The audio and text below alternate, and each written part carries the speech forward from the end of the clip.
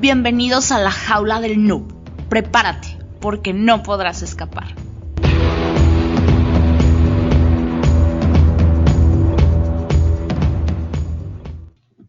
Hola, ¿qué tal? Bienvenidos a la jaula del noob, edición de entrevistas. Y esta vez está con nosotros Armando Becerra, que bien, pues él está en la parte de protección de datos personales. De igual manera, como tal, hay puestos para esto, gente que está en las empresas dedicada a que la información confidencial pues se mantenga como tal. De igual manera, tiene experiencia en la parte de pentesting y ciberseguridad. Me acompaña mi compañero de Book, que era la presentación formal. Hola, ¿qué tal? Soy de Buxtec y el día de hoy tenemos de invitado especial a Armando Becerra, que es vicepresidente de protección de datos, es ingeniero en telemática y maestro en Derecho de las Tecnologías de la Información y Comunicación. Fue director de seguridad de datos en el INAI y ha impartido materias en seguridad de la información y ciberseguridad en distintas instituciones. Actualmente se desempeña como responsable de seguridad de la información y datos en una de las principales instituciones financieras del país. Es un verdadero honor tenerte en esta nueva entrevista, Armando. Bienvenido. Muchas gracias por la invitación. Gracias por la presentación de Buji. Un gusto platicar contigo, Héctor. Ya tenía un rato que no se armaba esta conversación, pero pues ya lo conseguimos. Muy bien, Armando. Pues me gustaría preguntarte, ¿desde qué edad surge esta inquietud por la informática? ¿Desde cuándo tocaste tu primer ordenador? ¿Y por qué optar por esto de la protección de datos o de cuidar la información? Sí, claro. No soy el mejor ejemplo de vocación en el tema. A mí no me gustaban las computadoras, te puedo decir, casi hasta la universidad. O sea, primaria, secundaria, las veía con recelo, no, o sea, prefería hacer mis trabajos a mano, ir a la biblioteca que agarrarte una enciclopedia tipo en carta o así. O sea, algo traía, no lo tengo muy claro que no me gustaban. En la preparatoria decido tomar una de estas que tienen carrera mixta, ¿no? Que sales con la preparatoria, pero también con carrera técnica, y justo agarré una carrera técnica que no tuviera nada que ver con computadoras, ¿no? Que era máquinas con sistemas automatizados, que era tal cual, operar tornos, fresadoras, maquinaria, digamos, pesada, ¿no?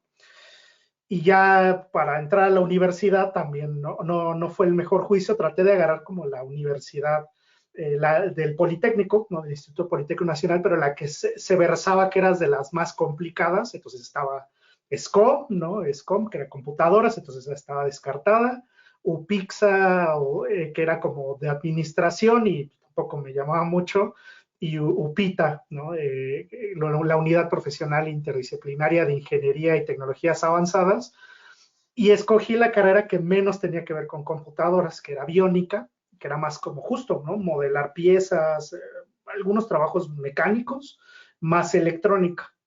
Y ya en la carrera, pues ya a nivel universitario, tarde o temprano, en ingeniería te toca alguna tarea de programación o alguna materia de programación y me terminó gustando, ¿no? Entonces ya cambié de carrera, me metí a telemática, que es telecomunicaciones e informática, y pues ya, ¿no? Saqué la carrera, pero no tenía mucha idea de qué iba a estar haciendo, entonces mientras me titulaba, empecé a brincar entre compañías haciendo pues trabajos como mixtos, ¿no? De desarrollo y también de telecomunicaciones. Entonces estuve chapulineando, ¿no? Estuve en una compañía de telecomunicaciones, estuve en desarrollo de software, estuve en core bancario y de repente se dio la oportunidad de entrar al INAI, a la Autoridad de Protección de Datos, pero no es porque me llamara mucho el tema de datos personales, sino porque buscaban un tecnólogo que medio, o sea, un nivel junior, pero que le supiera varias cosas, ¿no? O sea, que hubiera tocado varios ámbitos. Entonces, pues, yo cuadraba perfecto, ¿no? Recién salido de la carrera y medio había manoseado distintas tecnologías y pues ahí hice carrera, ¿qué te gusta? 7 años, desde un nivel operativo hasta que me hice director de protección de datos. Entonces, pues ahí fui aprendiendo, ahí pues fui metiendo capacitaciones que me fueron pagando, entonces empecé hacking ético, forense, luego ya temas tipo CISP o algo más gerencial, y pues ya eventualmente di el salto de sector público a sector privado y he estado de oficial de datos en banca, en sector asegurador, y ahorita estoy en una empresa de capital, ¿de qué le llaman, no? De capital humano. Entonces, pues, no es que haya tenido esa vocación como me gustan esas historias, ¿no? De agarrar la compu y empezar a atacar. No, fue más bien como que profesionalmente me empezó a gustar, pero no es que yo tuviera una vocación clara, y ya más bien profesionalmente las certificaciones y los cursos me empezaron como a enamorar del tema, y pues ya más bien empecé a hacer una línea de especialización. Entonces, pues, es un path medio poco romántico y poco alineado, ¿no? A otras historias que la verdad me gustan más, ¿no? Pero pues esa es la mía. Sacando el tema de seguridad de datos, que es extenso, ¿qué recomendaciones le darías a la gente que no está muy adentrada en el mundillo de la informática para que proteja sus datos personales? Híjole, es todo un tema. La protección de datos tiene dos líneas, ¿no? Tal cual lo que conocemos en español, porque a veces se pierden temas en las traducciones, ¿no? La protección de datos es la responsabilidad que tienen las empresas o el gobierno de cuidar los datos personales que entregamos los titulares, ¿no? Entonces, ellos tienen esa obligación de cuidar los datos que nosotros entregamos para procesos, productos, finalidades, ¿no? O sea, si voy a pedir una pizza, pues estoy entregando mis datos personales. Entonces, ellos tienen, las empresas tienen esa obligación para prestarnos un servicio. Sin embargo, pues ya en el entorno digital damos los datos personales para tantos productos o servicios que entonces como usuarios tenemos un montón de responsabilidades vinculadas a quién le entregamos esa información.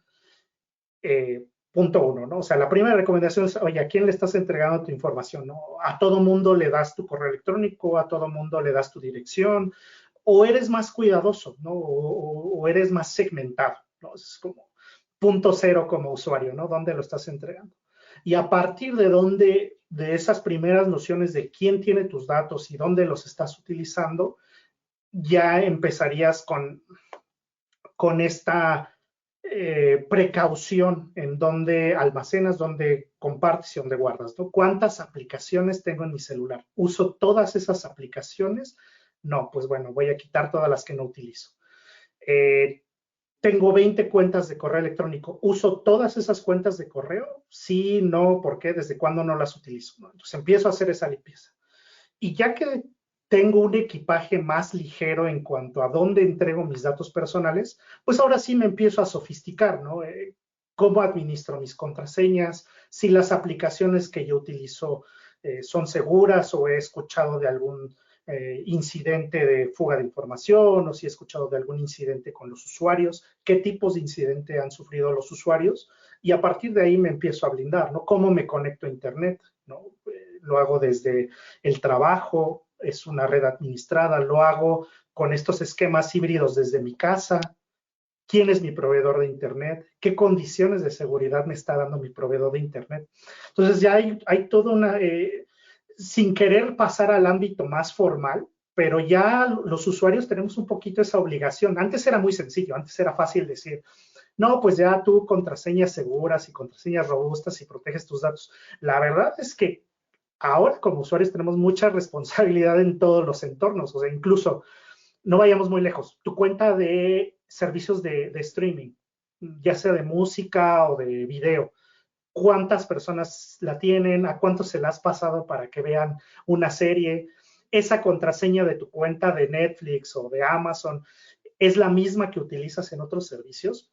Ya se dan incidentes que antes atribuíamos al hacker o al atacante ruso. No, ya hay ataques que te hacen tus amigos, amigos entre comillas, porque tienen tus contraseñas, tienen tus credenciales, o les es muy fácil deducirlas, ¿no? Entonces, esas serían como mis recomendaciones caseras, ¿no? Que ya no es tan fácil como tener una contraseña robusta, sino tenemos que hacer nuestro inventario personal. ¿Quién tiene nuestros datos? ¿A quién lo entregamos? Hay herramientas que te facilitan la tarea, pero ya no es tan fácil como salir chabacanamente y, órale, con una contraseña robusta y un administrador de contraseñas. No, la verdad ya los usuarios tenemos mayor responsabilidad y perdón la expresión, pero tenemos que apechugar, ¿no? Porque si no, no hay manera de cuidar nuestro entorno y entonces pues ya sufrimos los ataques y no sabemos de dónde fue. El ejemplo más claro y seguro va a salir en la conversación, los incidentes vinculados a cuentas bancarias vulneradas. No siempre el usuario desde su cachucha pues piensa en las aplicaciones vulneradas o piensa en que su celular fue hackeado. A lo mejor más bien el escenario fue que usó la red del aeropuerto y no se conectó al punto de acceso adecuado. También, tal vez es el tema del doble factor de autenticación, donde alguien le haya clonado la SIM, donde alguien tenga acceso a su correo electrónico principal, alguien que solo esté utilizando el token, no necesariamente vulnerando el sistema biométrico. Entonces, no se puede, o sea, uno como usuario que no tiene estas precauciones, pues lo primero que hace es culpar al servicio. Pero a lo mejor hay un montón de elementos que no están asegurados en tu entorno y que a lo mejor por ahí comenzó el problema. Pero bueno, eso es como, ya me extendí un poco porque ya la lista de recomendaciones cada vez se hace más larga, pero creo que eso es bueno para empezar. No te preocupes, ahora sí que son las de ley. En el tema de la awareness, pues nunca acabas. O sea, el tema de hacer conciencia, de toda la prevención es muy, muy grande y la verdad nunca vamos a acabar porque pues de alguna manera, si está habiendo un daño, si está habiendo brechas, pues es porque todavía sigue habiendo gente, incluso gente que ya debería estar capacitada o que ya está capacitada, todavía no tiene como pues la preparación, digamos, correcta para poder llevar a cabo esas medidas de seguridad, ¿no? Porque incluso pues gente dentro de las empresas y así.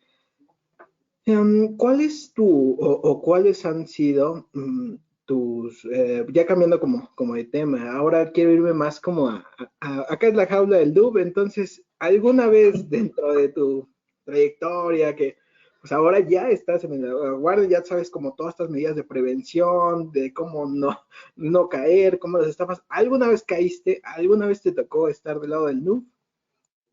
Sí, claro. No, no hay cómo escapar.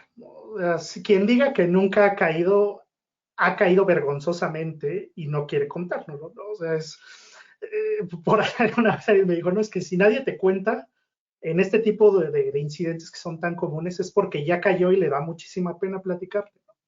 Entonces, sí, estoy tratando de acordarme alguna en particular, pero, o sea, justo les platicaba, ¿no? Que yo no era como muy fan de las computadoras en un inicio, pues estudiando la carrera par de veces, o sea, no una vez, sino al menos 2 veces sí eché a perder mi computadora por darle clic al link, que no debía, o sea, pero de verdad así de sí, le doy clic y lo descargo y voy a instalar este jueguito, sí, y planchando toda mi computadora y dejándola inservible y llevándola al técnico, o sea, al menos 2 veces, ¿no? Cuentas vulneradas, yo no sé ni por dónde, pero sí, que buscas en Have I Been Pwned y tu cuenta ya está expuesta, y son sitios de compras que ni te acuerdas, ¿no? Es eso, vuelvo al punto del inventario de datos. Cuando alguna vez revisé alguna cuenta que ya no utilizo en Have I Been Pwned, y eran sitios de compras que según yo sobrio nunca he usado. Entonces mi teoría es que seguro hice alguna compra en algún estado inconveniente y fue a caer ahí, y entonces todo mi awareness y todo mi know-how, pues valió, ¿no? Entonces, incluso, o sea, y les pongo ese ejemplo porque creo que le damos al clavo, ¿no? A veces sí tengo toda la awareness y estoy muy metido en los temas y las arañas, pero bueno, tuve un momento de insensatez y mi cuenta acabó en un sitio súper patito que después vulneraron, que no pasó a mayores, ¿no? Pero sí me sorprendió que estaba así en ese sitio de compras y nunca supe ni por qué me registré ahí, ni qué compré, ni nada, ¿no?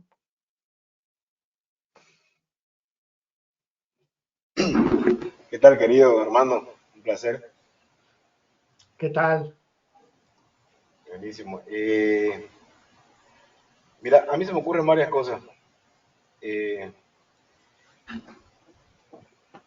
ya sabemos que hay conciencia, las empresas no, siempre redundamos en lo mismo. Y vos personalmente, cuando te toca hablar, realmente hablar con un cliente y explicarle la gravedad del asunto, que es tu información, minimizan, ¿no?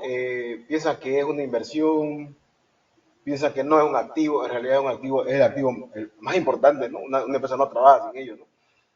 Pero personalmente, a vos, ¿cómo es tu experiencia en toda tu trayectoria, en tu carrera? Porque yo me imagino que te ha de haber tocado cada persona, individuo o individua, que realmente no es que no entiendan, yo creo que no quieren. Entonces, ahí es donde va mi pregunta. En tu trayectoria, seguramente has pasado por este contexto, ¿cómo has lidiado con ello? ¿De qué manera has podido transmitirle? Y te has dado cuenta que ha habido una evolución en el mensaje que vos querés darle, que decir, ahora sí me entiende. ¿Ha tenido que asustarlo de repente o ha sido cosa que ha pasado, digamos, por inercia, digamos, no sé, una empresa expuesta y demás? Porque ese es un tema delicado que es difícil explicarle, ¿no? Y ni siquiera hay que decirle técnicamente, simplemente no es chiste lo que subí, no es chiste esto, no es broma. Entonces, sé que existen metodologías, hay compliance, hay normas estándares, pero así en toda tu trayectoria, de las experiencias que has tenido, ¿cuál ha sido la más difícil? Híjole, creo que tocas un punto interesante. A mí directamente, te voy a ser muy franco, en los puestos ya con contacto con pues un cliente importante o un stakeholder grande, no me ha costado, no me ha costado transmitirles la preocupación en algún tema o en algún sistema, porque justo los roles de oficial de datos son muy nuevos y, y pasa algo curioso, o sea, contrastado contra la historia de la seguridad de la información. Como ustedes lo saben, la seguridad de la información empezó jalando los problemas de seguridad que identificaban las áreas de sistemas. Los roles de oficial de datos, del lado contrario, surgen de una presión regulatoria. Entonces, las empresas tienen cierta, les digo, no quiero generalizar, pero al menos empresas medianas, grandes y transnacionales sienten pues un poco la bota en el cuello por parte de la regulación, incluso en los países que se podrían considerar que no son tan exigentes, pero justo para tener tratos con otros países, pensando en Europa, con su reglamento europeo y las multotas que le están metiendo a Google, a Facebook, entonces sienten cierta presión en estos roles. Entonces, con este contexto, cuando yo entro a una organización y entonces, ejemplos inmediatos, ¿no? Oye, hay un SharePoint o un repositorio compartido que puede ver toda la compañía y fíjate que tiene nombre, dirección, teléfono, todos los datos personales de todos los asociados o de todas las personas, ¿no? Entonces, pues si eso llegas y se lo presentas a un board, a un cliente o a un stakeholder, te lo entiende de inmediato. Porque además por ahí está su nombre, ¿no? Por ahí están los datos de su familia o por ahí están, porque son sistemas comunes de las compañías, ¿no? Entonces entienden inmediatamente la urgencia de ciertos riesgos muy grandes, ¿no? Repositorios compartidos,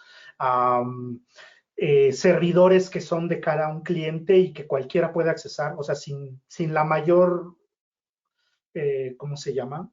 Sin el mayor ataque, sin la mayor complejidad técnica, los ven, ¿no?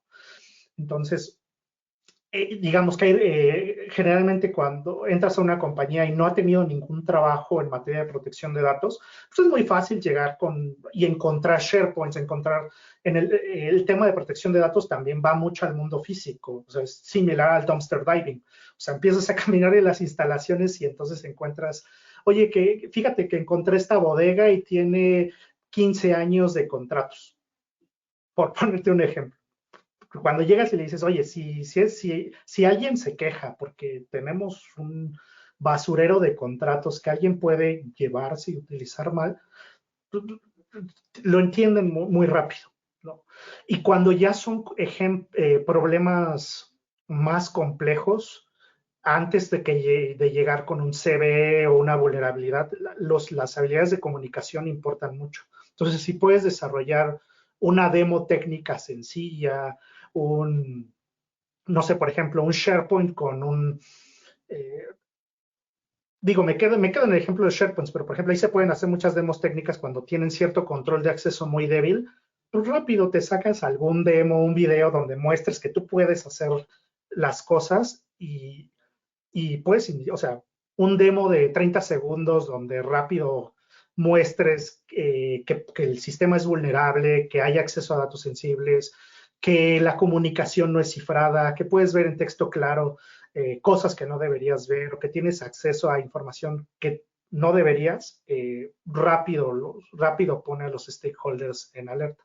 Entonces yo creo que esa sería mi punto en esto. O sea, creo que desde el tema de datos, las empresas medianas y grandes sienten la presión, entonces no dudan en atender los riesgos que uno identifique, pero cuando tienen un tamiz más técnico, tienen mayor complejidad, sí te tienes que apoyar en alguna buena estrategia de comunicación, y si tienes una demo técnica facilita, mejor, y eso te ayuda mucho.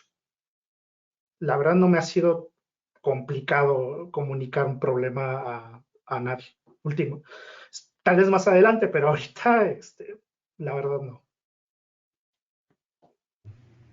Bien, a mí me gustaría pasar un poco a lo que viene siendo la ley de protección de datos personales. El sobrehecho de que solamente sea una ley, o sea, el entenderlo como una ley, me parece algo fuerte.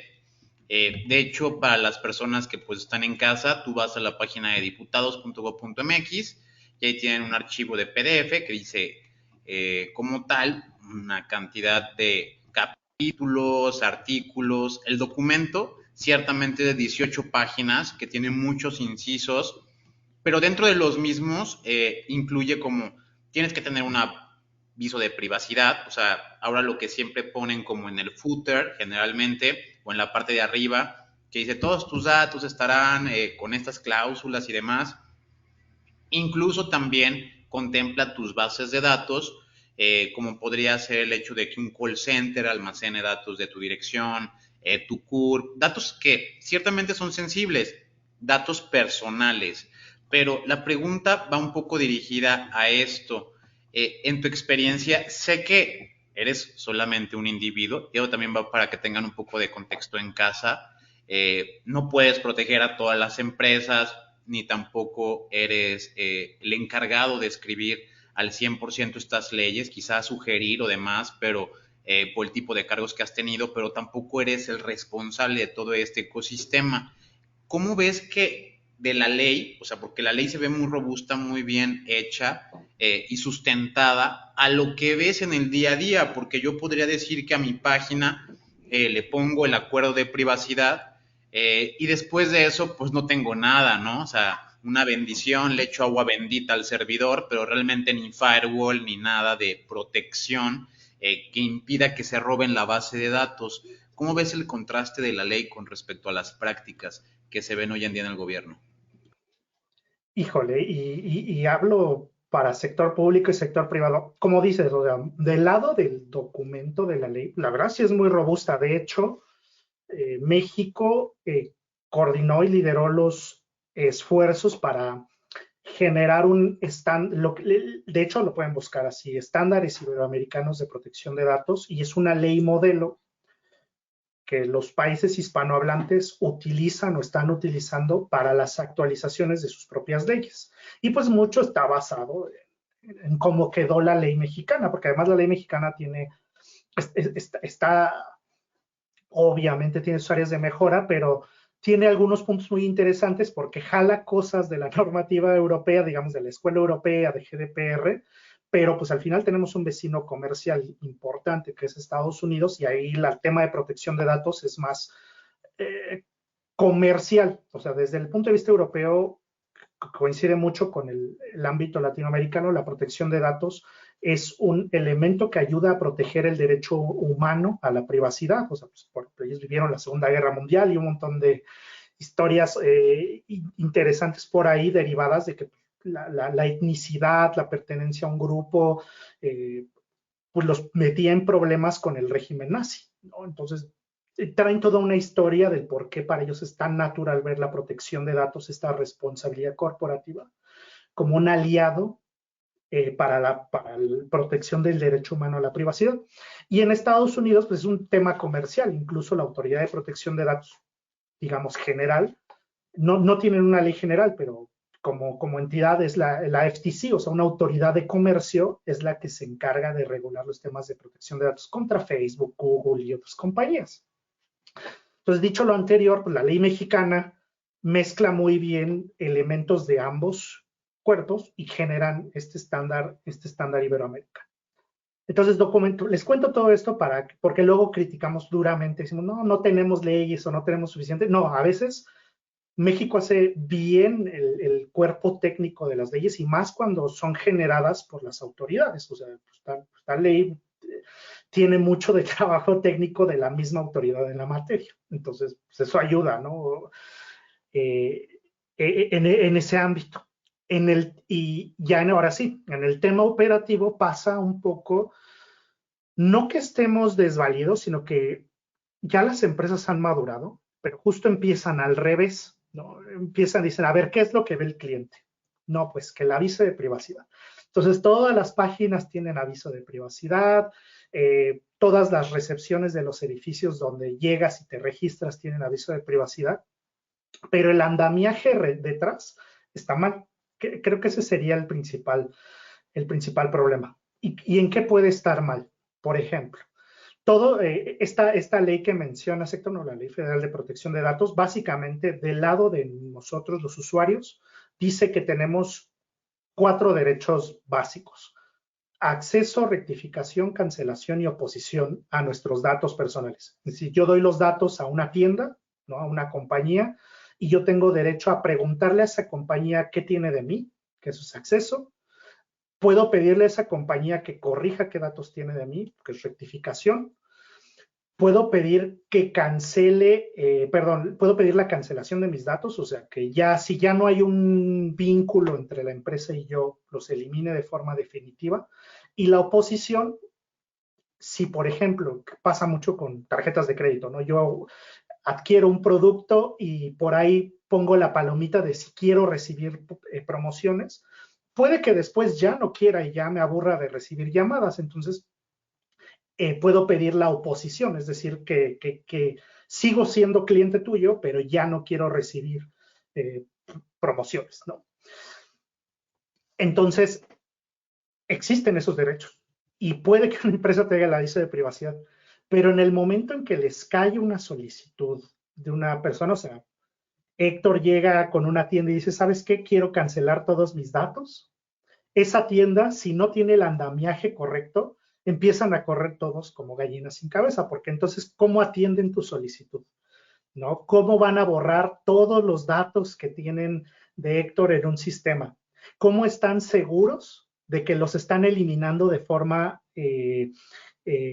absoluta y técnicamente irreversible? ¿Cómo están seguros de que los proveedores a los que les compartieron esos datos para cumplir el servicio también están borrando los datos? Entonces, o sea, hay todo un proceso detrás que se supone que tendría que respaldar el aviso de privacidad. Otro tema vinculado a cosas que deberías tener antes de decir, no, pues ya con mi aviso de privacidad estoy escudado, el inventario de datos o el inventario de sistemas de tratamiento. ¿En cuántos repositorios una empresa tiene todos los datos de Héctor? O sea, los tengo en hojas de Excel, tengo un DRP, tengo un sistema SAP, tengo un servidor en la nube. Ese servidor tiene redundancia, ¿dónde están esas copias? Y empieza, ¿no?, a hacerse una mancha. Entonces, un proceso como la solicitud de derechos ARCO y algo tan particular como borrar los datos, se empieza a volver una maraña, ¿no? Y ese es uno de los principales desafíos. Si me preguntas, oye, ¿cuál es de cara a la regulación? Pues lo intenta, o sea, el problema, pueden cumplir, el problema es qué complicado les resulta si no están organizados cumplir con ese tipo de obligaciones. Y pues ya ni hablar del tema de seguridad, ¿no? Porque pueden tener incluso, ¿no? Pueden tener algún estándar de la industria, un servicio 27001, un PCI, COVID, no la enfermedad del estándar, perdón. Y aunque tienen todo documentado, al revés, los avisos, o sea, se vuelve incluso una especie de bala en el pie, porque cumplen con el estándar, pero el estándar no es consistente con lo que reportan en el aviso de privacidad, ¿no? O sea, tienen, en ejemplo inmediato, que he visto, o sea, hay compañías que en el aviso de privacidad tienen los datos de contacto del área de privacidad, del oficial de datos, etcétera, pero esos buzones ni funcionan, ¿no? O sea, y eso pues estaría desalineado al cómo llegaste a una certificación en alguno de estos estándares que pues, lo usas como evidencia, ¿no? O sea, se alimentan mutuamente y aún así resultan inconsistentes. Yo creo que ese sería el tema, que es fácil salir con un aviso de privacidad, pero hay todo un andamiaje de procesos, de que las áreas se conozcan, de que tengas un inventario de datos bien organizado, como para que puedas atender esos requerimientos. O sea, creo que ahí está el desafío y es donde a veces pues, no dan las empresas. Y ya no te quiero platicar cuando hay un incidente de seguridad que desemboca en un data breach o en un incidente de ransomware. O sea, esos incidentes me gustan desde el punto de vista técnico, no es que me gusta que los sufran las organizaciones, porque técnicamente son muy interesantes, pero a nivel de organización son muy desafiantes, porque exfiltraron datos confidenciales, pero exfiltraron datos personales, pero la empresa no puede continuar, o sea, si no tenías procesos para atender un requerimiento, digamos, sencillo, ahora imagínate cuando no tienes ni las herramientas para tu operación. Sabemos que ningún sistema es seguro y la empresa que no existe empresa o organización que sea pues 100% segura.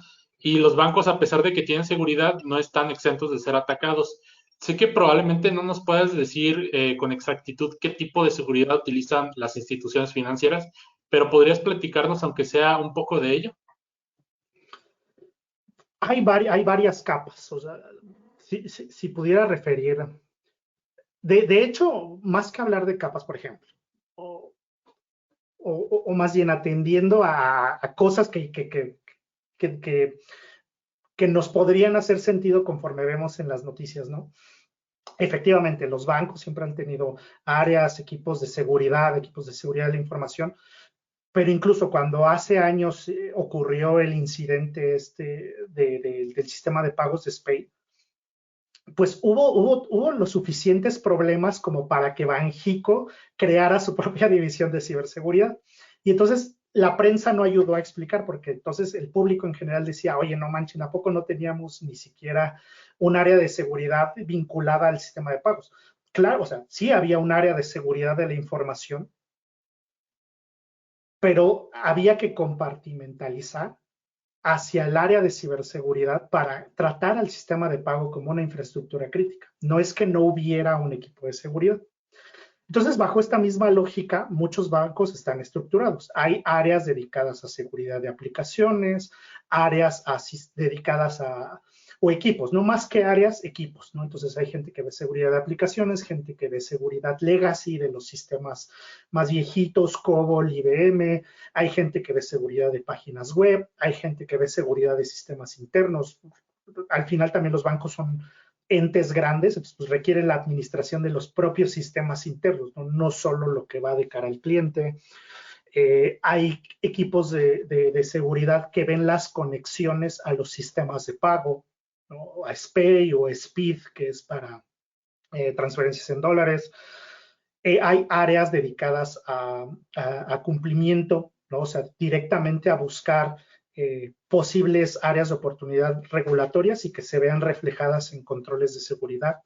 Entonces, si en un tipo de institución se ven muy claramente todos los dominios de seguridad de la información, sería en el banco. Y casi desconozco a nivel fintech, pero en un banco tradicional sí te puedo decir que pueden existir N cantidad de equipos para cada una de esas necesidades de un banco.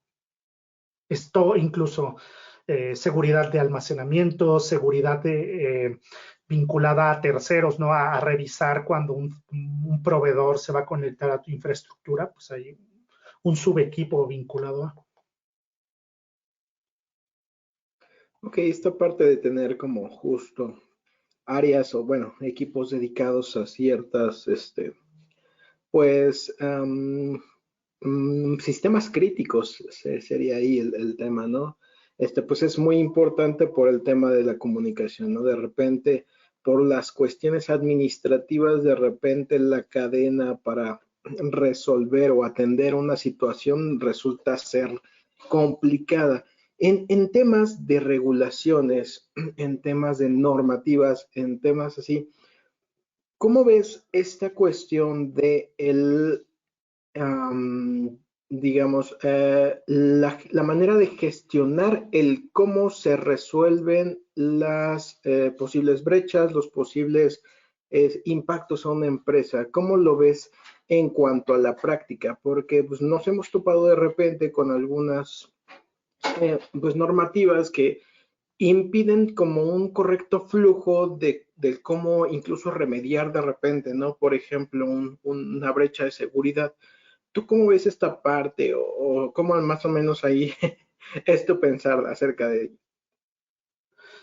Yo creo que en las normativas tal cual no te obstaculizan, sino más bien la posible, la falta de aceite en el engranaje de las distintas áreas, sobre todo entre más, o sea, entre más chiquita una empresa, pues claro que es más ágil porque el contador es el de TI y es el de seguridad, ¿no? Y se va como división celular, ¿no? Conforme crece la empresa, pues van separándose estas personalidades. Cuando una empresa ya es muy grande, es, como dices, puede convertirse hasta en una especie de burocracia, porque una decisión, lo voy a poner, o sea, en el caso que das, ¿no? De un incidente de seguridad.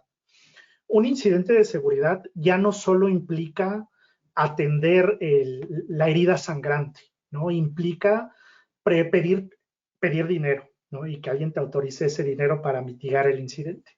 Implica comunicar a los afectados. Entonces tú no lo puedes hacer directamente. Tienes que ir con un área de comunicación social para que lo haga en la forma más adecuada y haga un comunicado en Twitter o haga un TikTok o la forma correcta. O sea, tú ya no lo puedes gestionar directamente. Tienes que en algunos casos, pues coordinarte si es un banco, pues con la CNBB. Si ya hay un tema de protección de datos, a lo mejor contactar a la autoridad en la materia. Para sector privado no es obligatorio. No es buena práctica, pero no es obligatorio. Entonces no lo puedes hacer directamente tú. O sea, digamos, me pongo la cachucha del CISO o del encargado de seguridad de la información, ¿no? Entonces ahí tampoco puede ir y contactar directamente a la autoridad. Tiene que hacerlo a través de relaciones públicas. Tiene que prevenir que los usuarios internos dejen de utilizar cierta tecnología o que sepan que cierto servicio va a estar abajo un rato. Pues no lo puedes hacer directamente tú en un correo, tienes que ir con comunicación interna. Entonces, como ves, en ese Lego, tú ya no eres el dueño de muchas de las decisiones. Entonces, lo que aquí yo recomendaría es que es parte de la prevención, es parte de la práctica similar a un ejercicio de respuesta, de hecho no similar, o sea, es parte del ejercicio de respuesta a incidentes y son piezas que tenemos que integrar a esa estrategia. Entonces, creas una estrategia, creas un programa, creas un directorio de contacto, conoces a las partes, involucras a las partes, incluso tratas de coordinar ejercicios de práctica, de, oye, ¿a quién le hablo si hay un incidente? Y practicar para que cuando ocurre el incidente real, pues sea lo más, como te digo, como aceitar un engranaje, lo más ágil posible, porque al final las partes no te las puedes saltar. Si tú necesitas dinero para contratar un equipo de pentest, si tú no tienes tu propia bolsita de dinero, pues forzosamente tienes que ir con el de financiero y explicarle que se está quemando el edificio, ¿no? Y si no tienes una buena relación, si no hay o sea, y trato de hablar de procesos porque también la realidad operativa es que a veces somos humanos, a veces nos caen gordas las personas. Y aunque esté en juego una operación, esté en juego la continuidad de una empresa, estén en juego empleos, a veces ni siquiera rencillas, o sea, esa falta de simpatía puede volver más tortuoso una respuesta a un incidente. Entonces, ¿cómo respondes con eso? Con un proceso. Oye, si yo te pido lana para atender un incidente, en el momento en que yo lo marque como incidente, tú tienes 24 horas para responder, o 12 u 8, ¿no? O sea, que quede, como dicen, ¿no? Papelito habla. Tratar de llevar primero en un nivel inicial, informalmente, involucrar a las partes, crear este andamiaje y después ir fortaleciéndolo como un proceso para que también, si la persona cambia, ¿no? A lo mejor te llevabas muy bien con el technology officer, pero pues él puso el primer servidor en COBOL, ¿no? Y ya se va a retirar y cambia y llega uno nuevo y no lo involucras ese proceso de respuesta a incidentes, te vas a atorar igual, ¿no? Y va a seguir siendo burocrático. Entonces, la única forma de fortalecerlo es con procesos y que te los acepten y que estés practicando, porque ese también es otro tema. Muchas empresas ya tienen su proceso de respuesta a incidentes, pero no practican, no hacen incluso pruebas, ya ni siquiera simulacros, o sea, simulacros sí, pero también necesitan de vez en cuando pruebas reales de incidente para medir como los simulacros de evacuación de un incendio, o sea, podemos ir a 20 pláticas, pero hasta que no suena la alarma y salimos corriendo, vemos si en verdad entendemos el tema. Entonces, esto se extiende, ¿no? Y lo único que agregaría ahí es que si ya existen estos procesos y ya estás realizando prácticas, pues de vez en cuando ver tu checklist de que si están involucrados todas las personas que deberían. Sobre todo cuando son temas vinculados a plazos legales que no siempre corresponden a los plazos técnicos. ¿A qué me refiero? Hay países donde te dicen, oye, tienes 72 horas para una respuesta vinculada a un incidente con datos personales. Oye, pues esas 72 horas, ¿en qué consisten? En que desde una perspectiva técnica, en que yo te diga exactamente cómo ocurrió el incidente, o 72 horas a partir de que yo me dé cuenta de que los datos están exfiltrados. Entonces, pueden parecer pláticas triviales, pero al interior tienes que llegar a un acuerdo para saber cuándo es esa mejor respuesta, cuándo es adecuado reportar o avisar a tus clientes de que cambien su contraseña, por ejemplo, pero sin meterte al agua con el pie sangrando, habiendo todavía tiburones alrededor. O sea, son detalles finos que solo puedes tener con práctica y teniendo acuerdos, ¿no? Acordando cuándo arranca un plazo 72 horas, cuál es el mínimo esperado en un servicio para un incidente crítico, si tienen un termómetro de incidentes. O sea, eso pasa, eso también algunas empresas no lo tienen bien medido. Tratan igual una exfiltración de un documento confidencial que la exfiltración de una base de datos de un sistema. Y eso no puede funcionar. No puede funcionar aunque los dos suenen a confidencial y los dos tengan su restricción regulatoria, no puedes operarlos igual. Una base de datos exfiltrada completa sin duda es más crítica que un documento confidencial con algún chismecillo por ahí. Y hay empresas que no tienen ese termómetro bien calibrado. Y eso pues causa problemas en la hora de atender el incidente.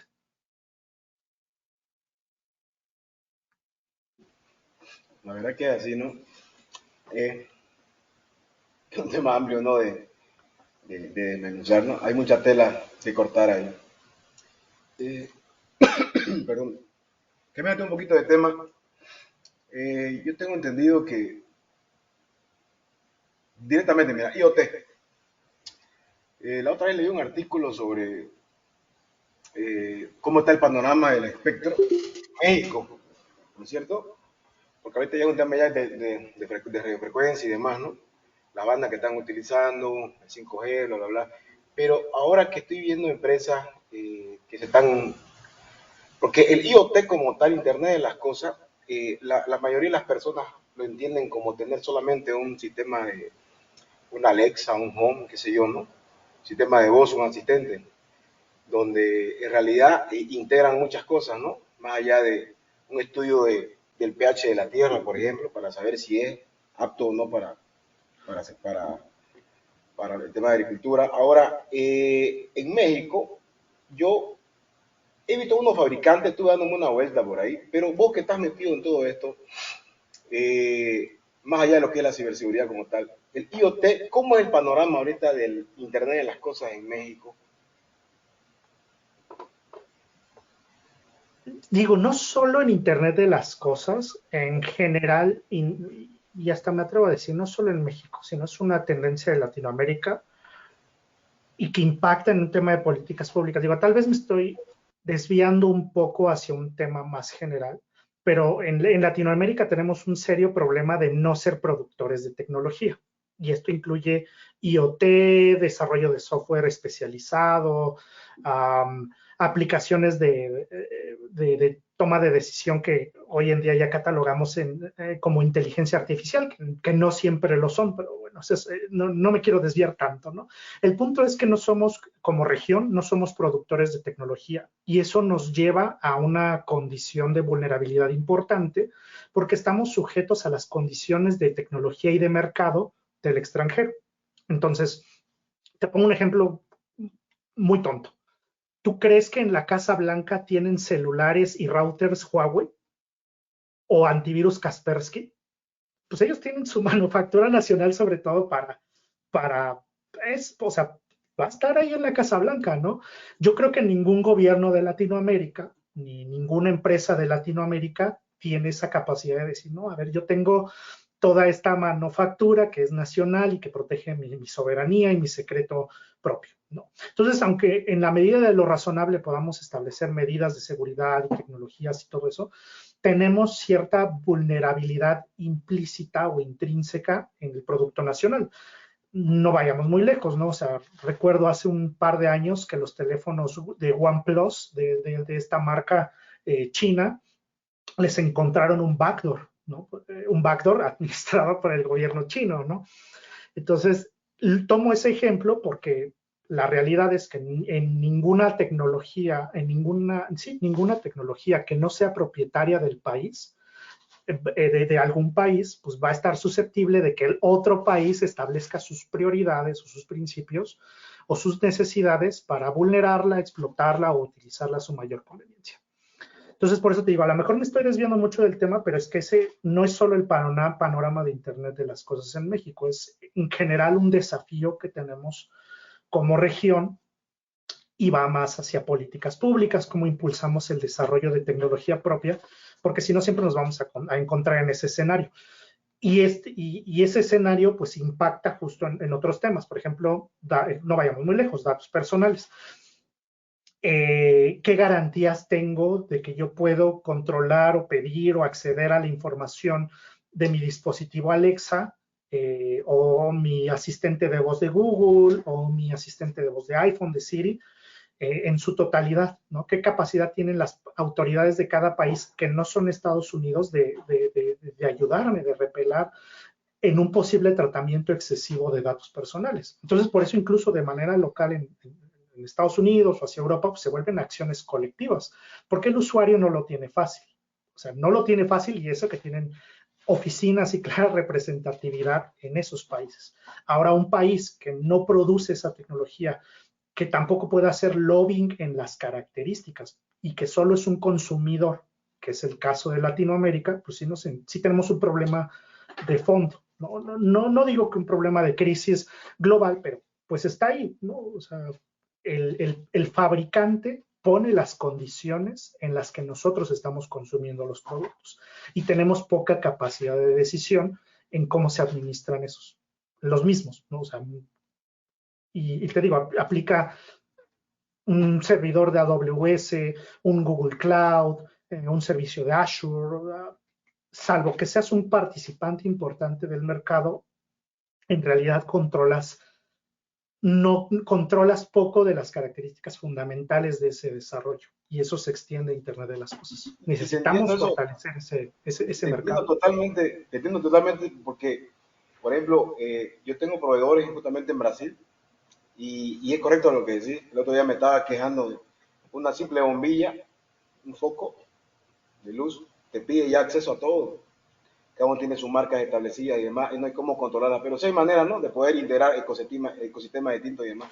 Pero es correcto, lamentablemente ahorita dependemos de fabricantes de afuera, pero te comento algo, en Argentina estaban, bueno, en varios lugares, ¿no?, que tal vez no llegan a producirlo en escala mayor, como una marca, pero sí hay representaciones, digamos. En Brasil, de hecho, hay una empresa como Cajón, que comenzó en Argentina, por ejemplo, y en lo que es Latinoamérica, y ellos empiezan a producir, es como Renault. Renault, por ejemplo, en auto, en carro, sabemos que son de Europa, pero por ejemplo en Colombia lo ensamblan. Claro, no es producto de los colombianos ni de los argentinos, pero se lo ensamblan. No, pero al final de cuentas, pero ya vienen con un software, con un sistema, y eso ya viene integrado, pues, ¿no? Por más que lo ensamblen, no es lo mismo ensamblarlo que fabricarlo. Te entiendo que todo eso. Y creo que mencionas un punto también súper importante, en particular en nuestra rama, la seguridad en los productos todavía no es una característica altamente pedida por el mercado. Entonces, todavía, o sea, en electrónica, o sea, una lavadora antes te explotaba, una televisión se le quemaban los bulbos, entonces hubo cierta presión tanto de los gobiernos como del consumidor, pues para que hubiera un estándar mínimo de calidad, ¿no? Que el producto te durara un rato mínimo, ¿no? O que no hubiera riesgos para la salud en el mismo. Entonces, pues ya todos los dispositivos electrónicos traen sus sellitos ahí de NICE, de la entidad de consumo europeo, no me acuerdo cuál otra de Estados Unidos, pero esos sellitos lo que te dicen, oye, puedo confiar medianamente en este producto. Y ese tipo de características del mercado no existen en materia de ciberseguridad o en materia de seguridad. Entonces, ¿qué termina pasando? Pues sí, o sea, a nivel electrónica, el monitor de bebé funciona adecuadamente, pero nadie certificó las condiciones de seguridad. Y pues, ¿qué pasó en el DEFCON de hace 3, 4 años? Hackers sacando mostrando que podía haber intercomunicación con el bebé, ¿no? O que podían espiar una casa a través de los monitores de bebé. Marcapasos, todas las certificaciones de salud, todas las certificaciones de calidad, pero ninguna certificación del protocolo de comunicación. ¿Qué sacaron? Pues los demos técnicos de que puedes ahí andar causando infartos, ¿no? Pero es eso, o sea, también hay un tema ahí de certificación del producto y pues naturalmente Internet de las cosas no es otra cosa que conectar los Zigbee, Sigfox, chunchitos a Internet. Ni por si acaso lo miraba, ¿no? En los protocolos de comunicación que son el Zigbee, por ejemplo, el LoRaWAN, el Sigfox, etcétera. Y justamente eso es lo que acabas de decir, por ejemplo, los marcapasos y demás. Habían todas las certificaciones, pero el factor más importante, ¿no? Correcto. Sí, o sea, ahí falta presión del consumidor, o sea, para Internet de las cosas falta presión de nosotros los consumidores y presión del mercado, que el gobierno le vea algún beneficio por ahí a regular ese mercado para que entonces veamos calidad y empecemos a ver sellitos de certificación también en seguridad, o sea, otro sellito más en el producto, pero que ya está con el tiempo pues se vuelva común, o sea, que veas el sellito y, bueno, ya sé que no tiene contraseñas por defecto, ¿no? Ya sé que tiene un protocolo mínimo de comunicaciones cifradas. Ya sé que solo va a tratar los datos mínimos necesarios para darme el servicio, ¿no? Y pues hoy en día eso no existe. Bien, ya para mi última intervención, creo que puede ser un poco controversial. Tiene que ver por ejemplo, ya sabemos que hackearon la base de datos del INE. Alguna vez le pregunté a una persona que tuvimos aquí en la jaula del Noob quién era el instituto que tiene que poner sanciones y me comentó que en este caso era el INAI como tal. En aquel entonces, luego ya supe, ya eso me dio un poco de satisfacción, pero tampoco, digamos, que me remedió el cómo pienso yo de esto. Me enteré que como tal el PRI o este partido político sí tuvo que pagar una multa porque como ellos fueron los culpables de que se filtrara esta base de datos, pues obviamente tienes que multarlos o hacerles algo, lo cual me parece algo correcto y algo interesante. Ahora, la pregunta creo que es más complicada que esto, solo lo puse como un dato de contexto, es ¿qué hago entonces ya si me hackean o filtran mi información o me cae un ransomware? O sea, ¿cómo lo veo? Como, yo creo que mucha gente en casa es, ya me jodí, o sea, ya me jodió, ya me cayó el ransomware, ya no puedo hacer nada. Y ahora es el contraste de, ¿sí me ayuda la ley? O sea, desde un punto de vista muy neutral, quizá como cualquier tipo de ciudadano, en una posición de poder, pero es, sí me va a servir de algo ir a denunciar, ir a decir, oye, mira, me hackearon, se metieron a mi cuenta, esto vale la pena. Y ya por último, sé que es algo robusto lo que estoy pidiendo, pero es, bueno, ahora que ya fuiste director de una institución así o que estuviste en cierto cargo de la protección de datos, ¿cómo quedas como persona y qué le dirías a la gente común? Muchos aspiran toda su vida con tener este tipo de puestos. Entonces ¿tú crees que cuando ya estás en ese puesto puedes hacer algo significativo? Es decir, o sea, sí vale la pena llegar, tener estos puestos, puedes dejar una semillita que ayude a que mejore la protección de los datos, o uno en ese tipo de escala es un cero a la izquierda que nada más estás ahí jugando pero sin hacer nada significativo por tanta burocracia. ¿Qué nos podrías comentar? Hay dos líneas principales, ¿no? La primera ahora sí que hacia la ciudadanía, sí sirven estos mecanismos del INAI, pero hay que, no digo que conocer el flujo, pero sí actuar en el ejercicio de que tenemos un derecho a reclamar sobre los datos personales. Entonces, te pongo o sea, el ransomware, todos esos son los escenarios más complicados, sin duda, ¿no? Pero justo en los casos simples es donde puedes empezar a notar que puedes utilizar en cierta manera tus derechos. El ejemplo que daba, ¿no? De pido una tarjeta de crédito y entonces ya no quiero que me estén, o sea, quiero seguir siendo cliente del banco, pero ya no quiero que me estén llamando para ofrecerme promociones. Entonces, paso 1, los derechos se ejercen, en este caso, ante la institución bancaria, estos derechos ARCO que platicábamos al inicio. Entonces, hago mi solicitud, le digo, oye, banco, ya cancélame, ya no quiero que me estés llamando con temas publicitarios. Entonces, si el banco no te hace caso, ahí es donde el flujo se demerita, porque muchas veces el usuario tiene un problema y va directo con la autoridad, que sonaría lógico. Pero bueno, aquí el punto es, oye banco, tú eres el que me tiene que dar mi derecho de cancelación, ya no quiero que me llamen. Y te siguen llamando, o sea, tú ya lo pediste. Ya hay correos electrónicos, hay llamadas de que tú pediste eso. Y el banco no te pela, pues entonces vas con el INAI y en el INAI ahora sí, haces una denuncia y dices, oye, el banco, ya le dije 20 veces, no me pela, no cumple mi derecho de cancelación de datos o de oposición, ya no quiero que tenga ningún datos. O rectificación, ya les corregí 1000 veces mi dirección y mi correo sigue llegando a mi antigua casa. O sea, por más que les digo, siguen sin corregir mi información. O sea, son varios ejemplos que sí se dan. Entonces vas con el INAI y el INAI va a iniciar un proceso, pues, primero de mediación, así como de, oigan, pues vamos a tratar de salir libremente, pero en ese proceso también el instituto podría arrancar un proceso de verificación, es decir, oye, pues, ¿por qué no estás cumpliendo con este tema de derechos ARCO? Y eventualmente llegar a una conclusión de ese proceso de verificación y meterle una multa.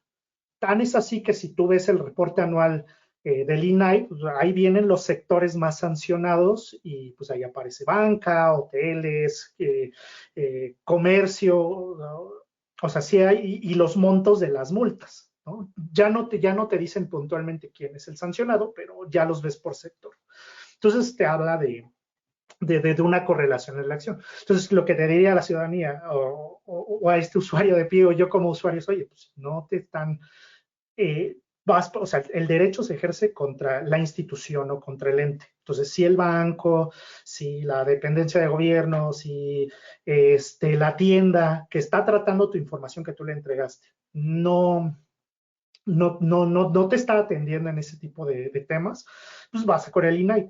Mismo caso, también si tú detectas esas anomalías, por ejemplo, vas a una recepción y te piden datos para ingresar a un edificio y no tienen aviso de privacidad, pues tú podrías ir a denunciar al INAI y decir, oye, INAI, fui tal día a tal empresa, me registré y no había aviso de privacidad. Y eso puede detonar un ejercicio de verificación. O sea, el INAI está ahí como para reforzar el ejercicio de ese derecho. Ahora, en cuanto, entonces eso sería el tema general. Y nos remite a lo que platicamos al inicio de medidas de usuario. Si tú tienes más o menos control de a quién entregas tus datos, qué cuentas de correo estás utilizando, con quién compartes la información, con mucha certeza, con mucha certidumbre, tú puedes decir, a ver, yo le di a esta pizzería mi dirección y justo a los 2 días de que pedí una pizza me han estado llegando promociones o llamadas que antes no me llegaban. Pues entonces tienes elementos de certidumbre para decir, la pizzería está haciendo un mal uso de mis datos, ¿no? O te puedes dar cuenta incidentalmente, o sea, estos reportes de Have I Been Pwned o los incidentes de fuga de datos que se vuelven mediáticos pueden ser un elemento para el titular, o sea, para nosotros los ciudadanos decir, oye, a ver, yo tengo cuenta en tal banco o yo tengo una tarjeta de cliente de tal tienda y ahora resulta que los vulneraron y que se expuso la base de datos y a mí ni me contactaron, me enteré por el periódico. Ah, pues voy y me quejo ante el INAI porque hay una posible afectación, ¿no? No puedo decir que todas las verificaciones o todo de resultados, pero del lado del usuario esa es nuestra chamba, ¿no? Si tengo elementos de certidumbre, pues voy y me quejo de que X empresa posiblemente está haciendo un mal uso de mis datos o sufrió un incidente o no está atendiendo una solicitud que yo estoy haciendo vinculada a mis datos. Entonces, siempre que uno de esos escenarios se presente, pues tú vas y te presentas con el INAI y metes tu denuncia, o si estás en un estado y son entes estatales, o sea, bueno, estás en Guanajuato y es un centro de comercio que solo está en Guanajuato, pues vas con el instituto, no sé cómo se llame, ¿no? El Instituto de Datos de Guanajuato, ¿no? La verdad no me sé las siglas de todos, pero hay uno en cada estado. Entonces ahí vas y presentas tu queja, ¿no? Si son entes nacionales o empresas muy grandes, pues sí vas directo con el INAI. Y ya de la parte del desarrollo profesional y del servicio de carrera, es muy...